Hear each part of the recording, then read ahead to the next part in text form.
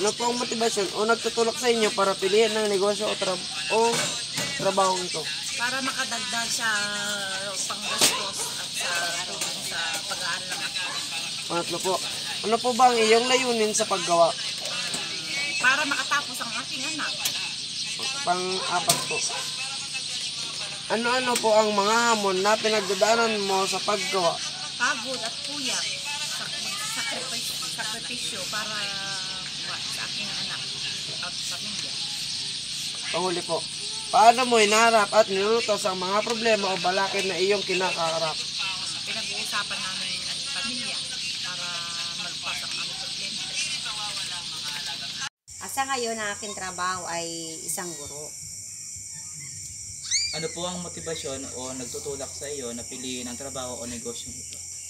Unang-una, ang motivation ko dito ay noon pa man, pangarap ko na talaga maging isang guro. Ang makatulong sa mga bata na makapag-aral, matuto, at siyempre, sa lahat ay ang magkaroon ng trabaho na makasuporta sa aking pamilya. Next. Ano po ba ang iyong layunin sa paggawa? Ang aking layunin sa paggawa na ito ay siyempre, yun nga, sabi ko kanina, para makatulong sa mga bata na sila ay matuto, makapag-aral, at makapagtapos din sa kanilang pag-aaral. Dahil nga, may meron tayong kasabihan na ang kabataan, kaya tulungan ang mga kabataan. Ano-ano po ang mga hamon na pinagdaanan mo sa paggawa? Bilang isang guro, sa elementarya, ang pinakamalaking hamon namin ay ang mapatuto ang mga bata na makabasa, makapagsulat, at makapagkwenta. Upang sa pagdating nila sa mataas na antas ng pag-aaral ay hindi sila mahuhuli at alam na alam nila ang mga primary na ito. Yun na. Ay naku. Ano mo ang naharap at nilulutas? Paano mo hinaharap at nilulutas ang mga problema O balakid O balak- na iyong hinaharap? Sa bilang isang guro, maraming mga problema at balakid na amin na i-encounter sa aming pagtuturo taon-taon.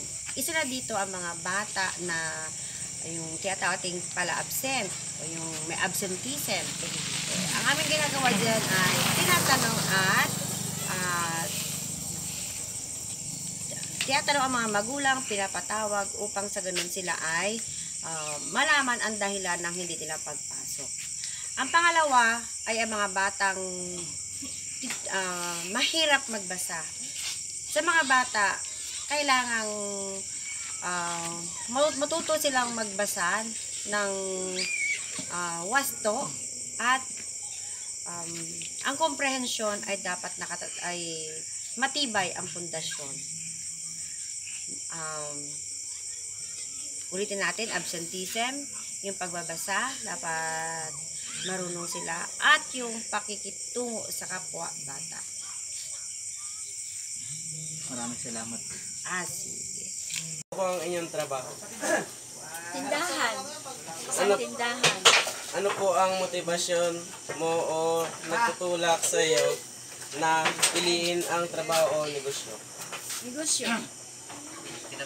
Ano po ba ang iyong layunin sa paggawa? Para sa future ng aking anak. Ano-ano po ang mga hamon na pinagdadaanan mo sa paggawa? Sa mga anak.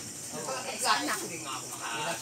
Paano mo hinarap at nilutas ang mga problema o balakid na iyong kinakaharap? Sa anak.